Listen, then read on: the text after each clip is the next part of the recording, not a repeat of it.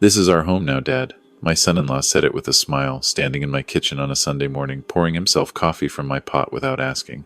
"You should really think about downsizing. A man your age doesn't need all this space." He said it like he was doing me a favor. He forgot whose name was on the deed.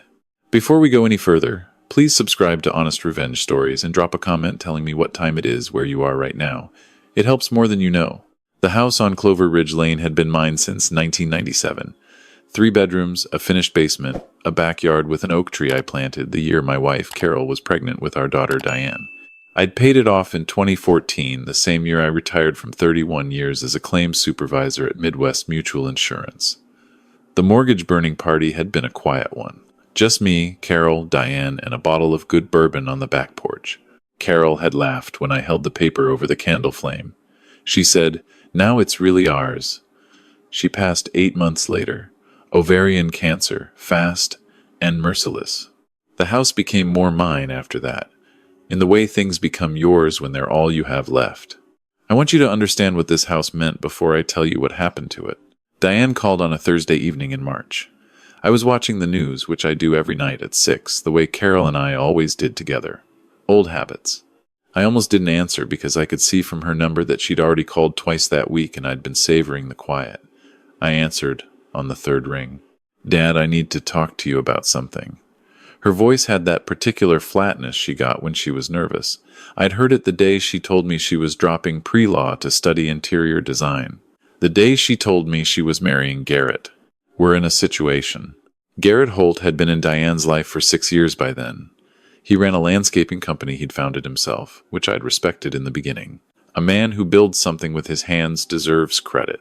But Garrett had a habit of building things bigger than his foundation could support.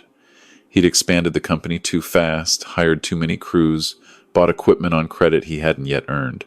When 2 large commercial contracts fell through back to back, the whole structure came apart. They owed money to suppliers, to the bank, to the IRS.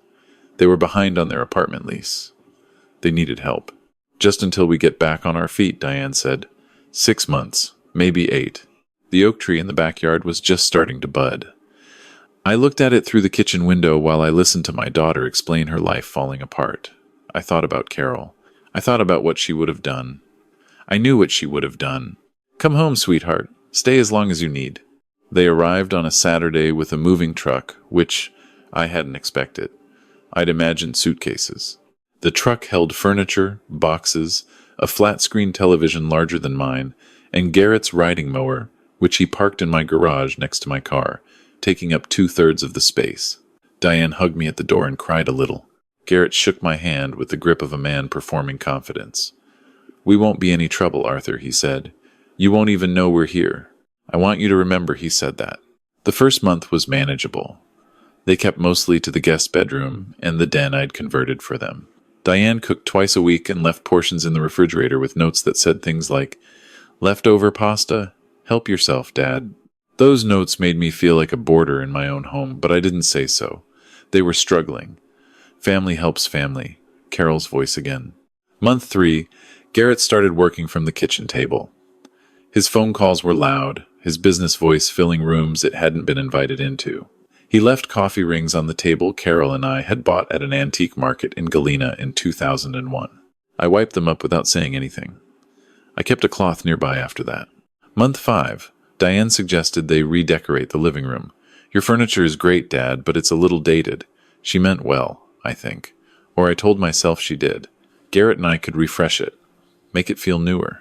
I told her the living room was fine the way it was. She let it go that day. But things don't stay dropped in a house with Garrett. He was a man who needed to own the room he was standing in. I'd noticed it at family dinners over the years, the way he steered conversations back to himself, the way he introduced himself first, always, even when someone else was speaking. Living under the same roof, that quality metastasized. He began making small decisions about my house without asking. He moved the patio furniture to face a different direction. He changed the Wi-Fi password and forgot to tell me until I couldn't connect. He put a new mat at the front door without asking, a thick rubber one that scratched the hardwood underneath. When I pointed that out, he said, "I'll get it fixed." He never did. Month 7.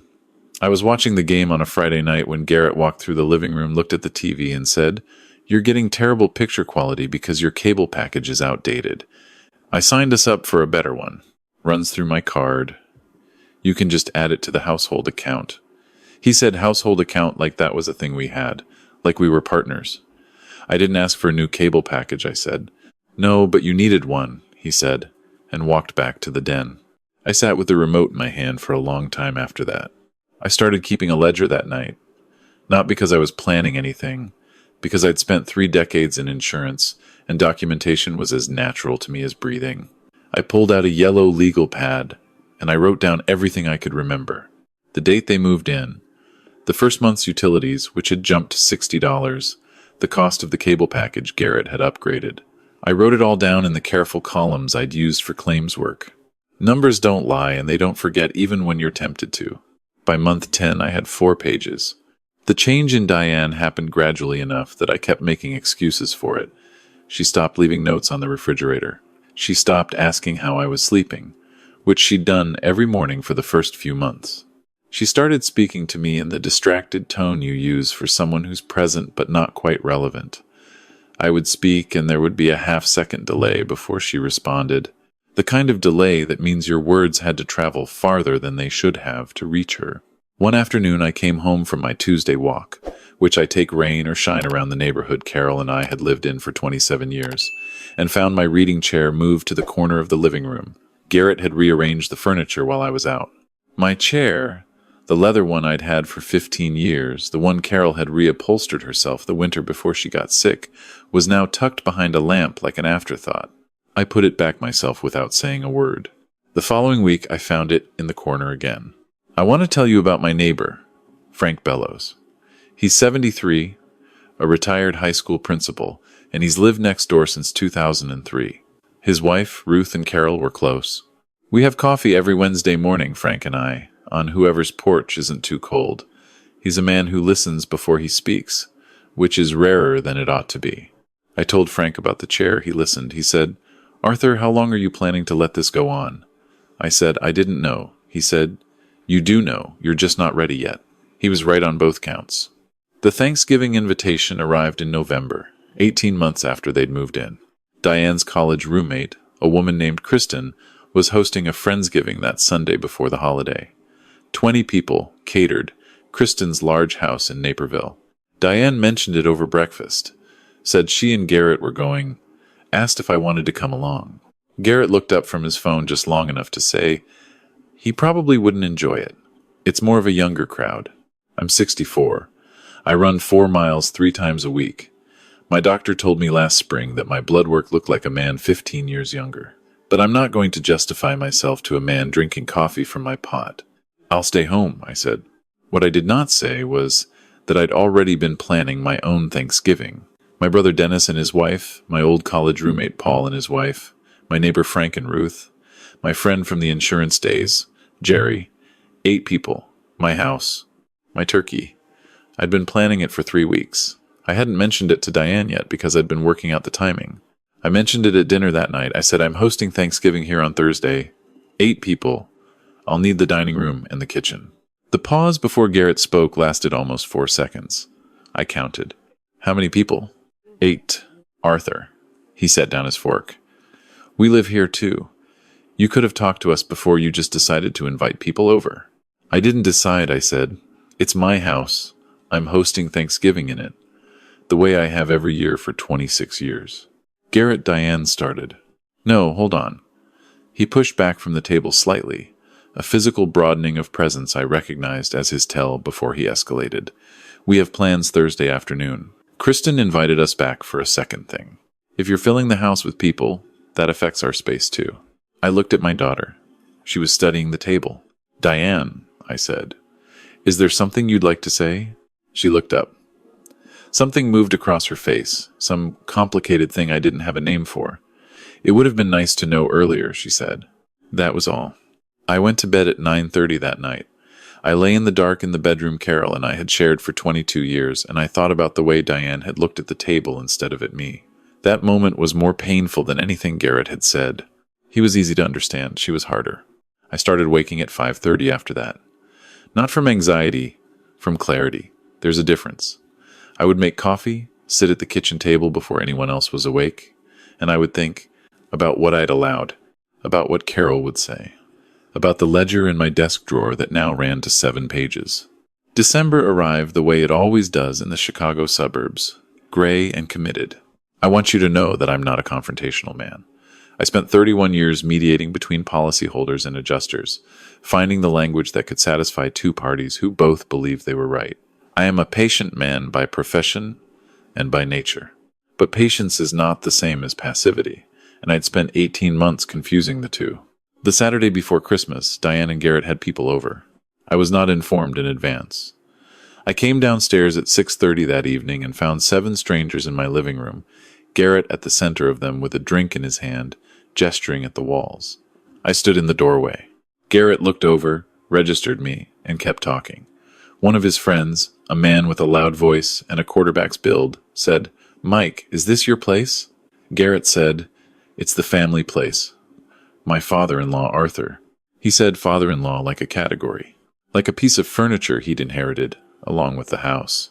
My reading chair had been moved to the corner again.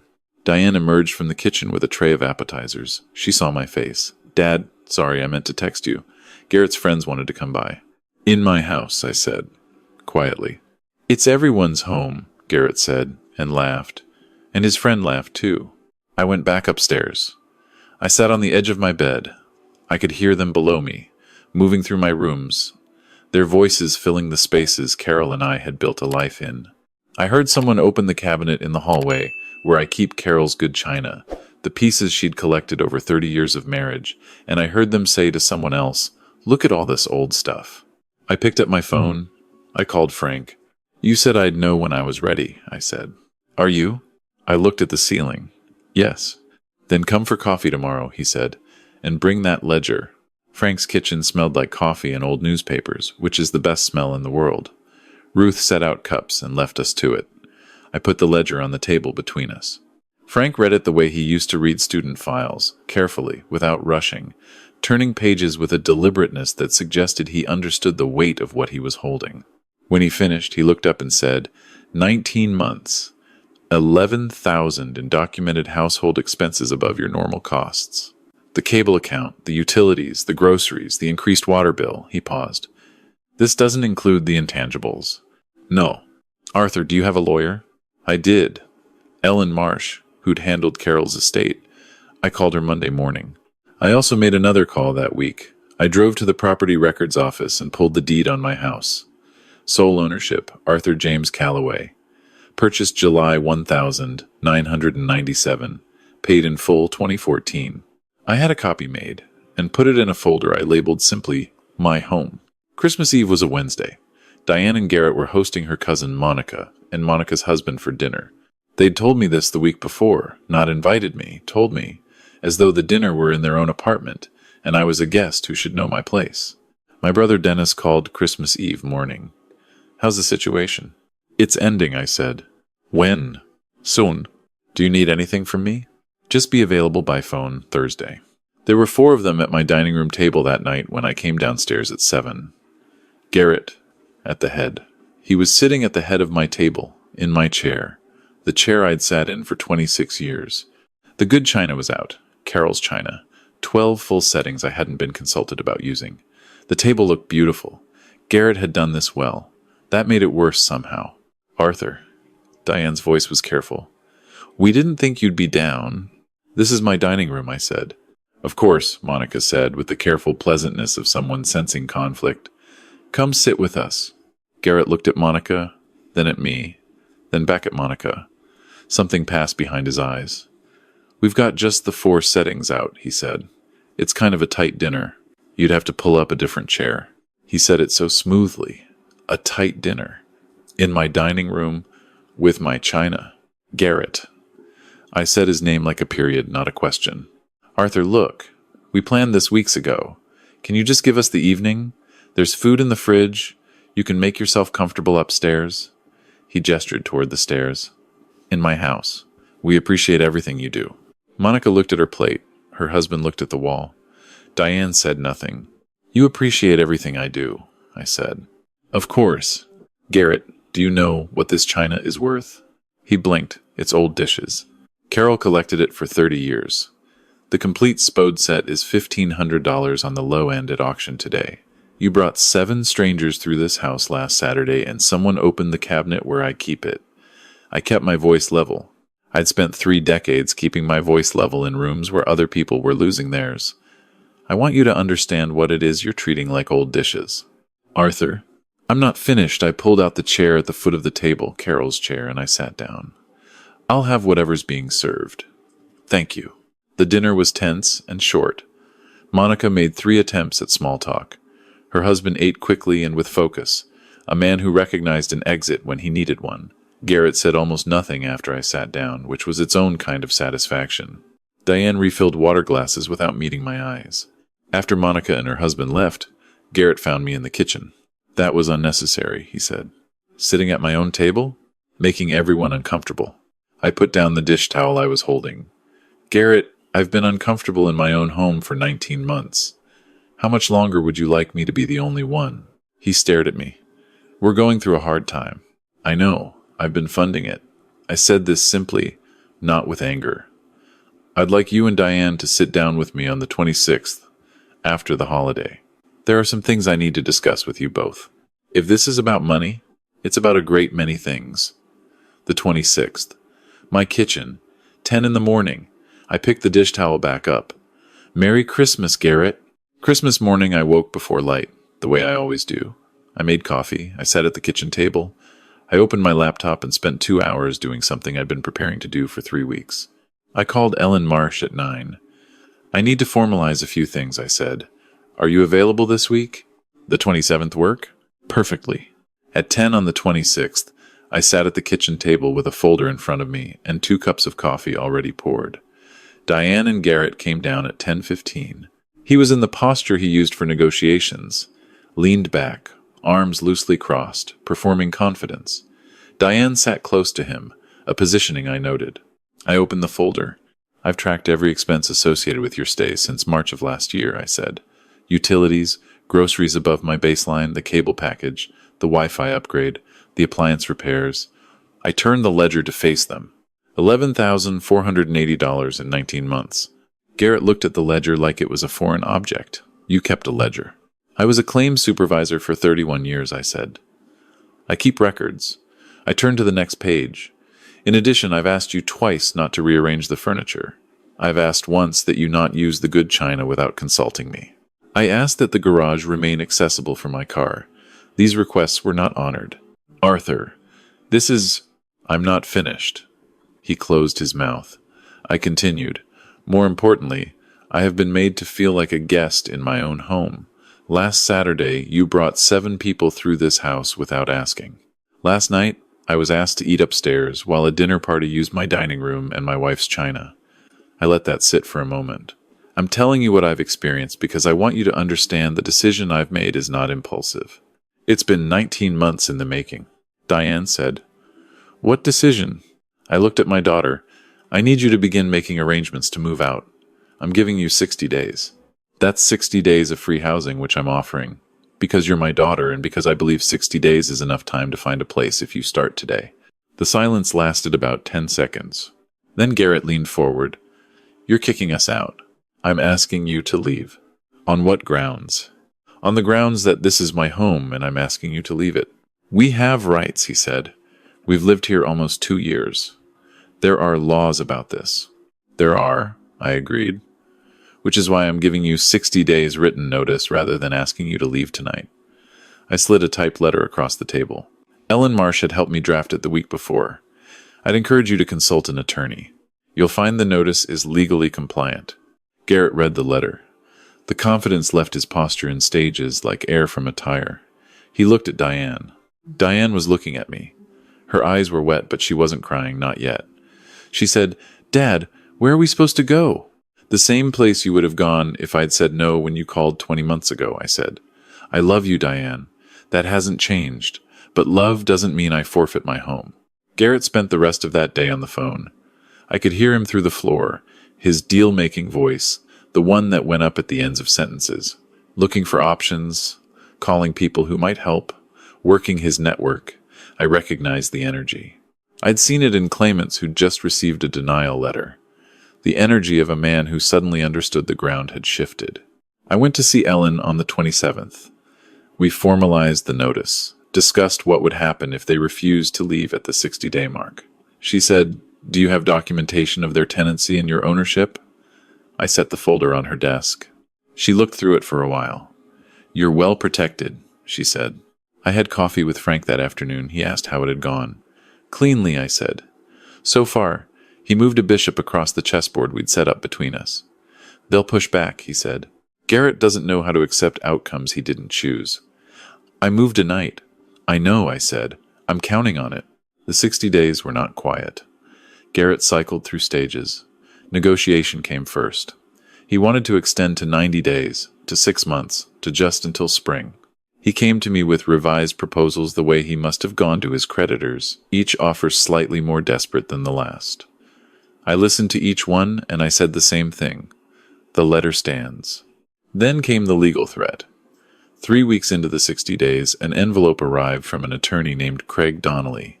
2 pages of dense language claiming that Garrett and Diane had established legal tenancy through sustained habitation, contribution to household maintenance, and reasonable expectation of continued residency. I read it once on my porch, folded it, and called Ellen. "Expected," she said. "Send it over." Ellen's response letter was 12 pages. It included my deed, the full ledger, the notice letter, and documentation that not a single rent payment, not a single utility payment, not a single written acknowledgement of tenancy had ever existed. There was also an email Diane had sent her sister-in-law in October of the prior year. I hadn't known about this email until Ellen found it through the discovery process. It said, "We're still at Dad's place. He's been incredibly generous. It's really his home, but he insists on us staying as long as we need." His home. Craig Donnelly dropped the case in 11 days. I learned about the next development through Frank, who'd heard through the neighborhood network that Garrett had been talking, telling people about the situation, framing it as an old man's irrational cruelty, gathering sympathy. 2 of our mutual acquaintances from the neighborhood association mentioned to Frank that they'd heard Arthur had gone off the deep end. Frank told them what I'd told him. People are perceptive when they're given facts. Diane and Garrett moved out on a Thursday, 1 day before the 60-day deadline. Not dramatically. They packed the moving truck with the same objects they'd arrived with, plus a flat-screen television and a riding mower. Diane brought me a card on her way out. It had a cardinal on the cover, which was the bird Carol always said meant she was nearby. Inside, Diane had written, "I know I let you down, I'm sorry. I love you." She didn't wait for me to respond. She walked to the truck, and they drove away. I stood at my door for a long time after. I changed the locks that afternoon, not because I thought they'd come back, as a ritual. New brass hardware on every exterior door, my key only. I stood in each doorway after it was done, holding the new key, feeling the weight of reclaimed sovereignty. The legal matter didn't end with their departure. 3 weeks later, while speaking with my contact at the county assessor's office about property tax, I learned something that connected a dot I hadn't known was floating. Garrett had applied for a home equity line of credit on my property in December, 2 months before I served the notice. The application listed him as a cohabitant with an implied financial stake. The bank had denied it because the deed was in my name only, but the application was on record. He'd tried to borrow against my house. I sat in my study with that information for an hour. Then I called Ellen. She was quiet when I finished. Then she said, "Arthur, that's potentially bank fraud. What would you need to pursue it?" "The application. The bank's denial record. Your statement that he had no authority to apply. I'll have it to you by Friday." I called Frank. He listened. He said, "I didn't see that coming." I said, "He'd been in the house long enough to feel like it was his. People start believing what they tell themselves." Frank moved his bishop. I moved my queen. "When did you find out about this?" Frank asked. 3 weeks ago, I said. "Why did you wait?"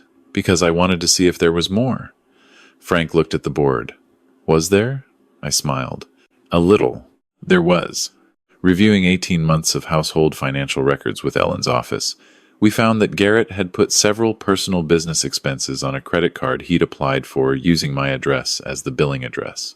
The card was in his name only, so no fraud there, but the pattern of using my address for financial applications without my knowledge established a consistent picture. It reinforced the bank fraud case considerably. Ellen filed the referral to the Cook County District Attorney in February. I played chess with Frank on a Wednesday evening when the referral confirmation arrived. We were on the back porch, space heaters running, winter holding on past its welcome. I read the letter, set it on the table beside my teacup. Frank looked at it without asking. I nodded. He looked back at the board. How do you feel? He said. Like the game is proceeding as expected. That's not a feeling. I thought about it. Settled, I said. Like a foundation that's been repaired. Frank moved his rook. Amanda. Diane. Is there a path back? She sent a cardinal, I said. Frank understood. She knows what she did. She's not running from it. I moved my knight. Whether that becomes something real depends on who she becomes. The months that followed had the quality of aftermath, which is different from resolution. Aftermath is when the noise stops and you hear the room. I walked my neighborhood in the mornings the way I always had. Made coffee at 6. Watched the news at 6 in the evening. Carol's half of the couch empty. The way it had been since she died. My reading chair was back in its place by the window where it belonged. I heard from Diane in April. Not by phone. A letter.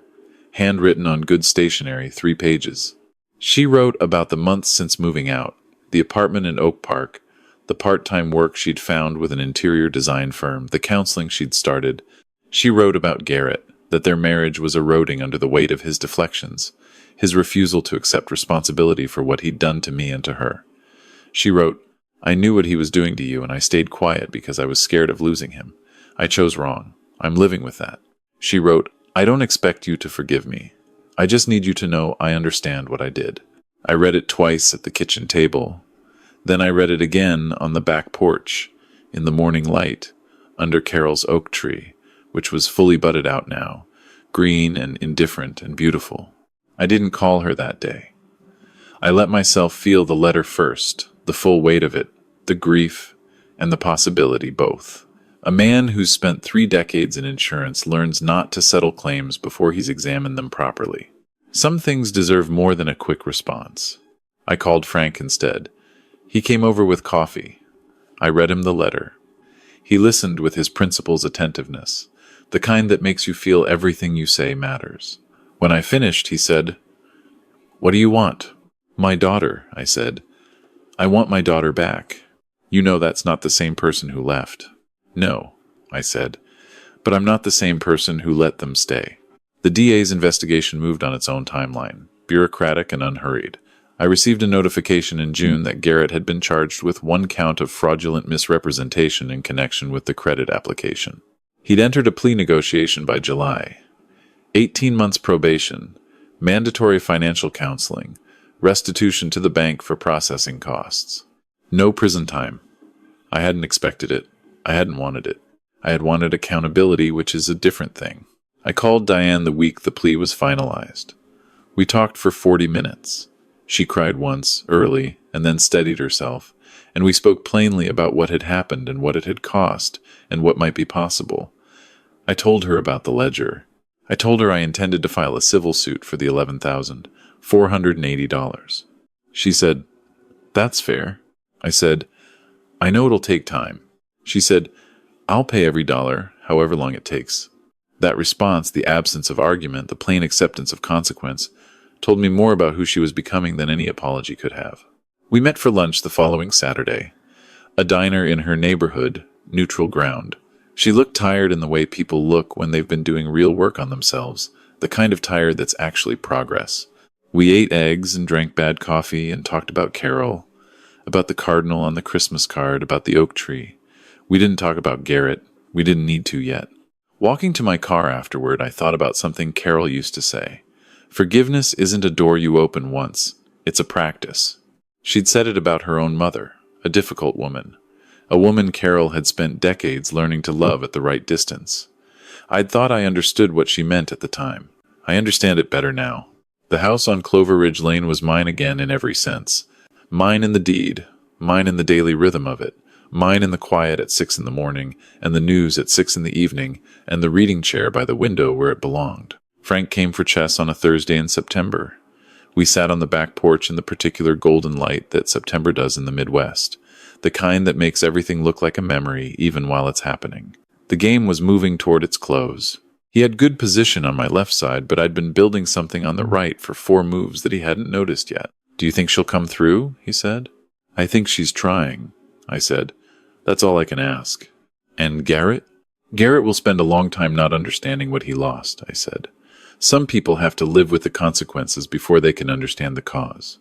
That's on him." Frank studied the board. "You never really lost your temper through any of this," he said.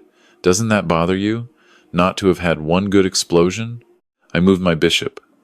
Carol always said I stored things, that I'd process everything quietly and come out the other side without needing the explosion. I lifted Frank's knight, set it beside the board. She was right. The patience wasn't weakness. It was the whole strategy. Frank stared at the board for a long moment. "I didn't see that coming," he said. "You never do," I said, "until it's already happened." The evening cooled around us. Light from the kitchen spilled across the porch boards, the same light that had been in this house for 27 years. The oak tree was holding its late leaves, gold at the edges, the way Carol had always loved them best. I picked up my teacup. I watched the sun finish its work on the horizon. My home, my peace, my terms. That, I decided, was the only victory worth having. If this story stayed with you, please like the video and subscribe to Honest Revenge Stories. Leave a comment and tell me where you're watching from. And if you've ever had to reclaim something that was taken from you quietly, one small piece at a time, I'd like to hear about it. Your next story is waiting in the box on the left.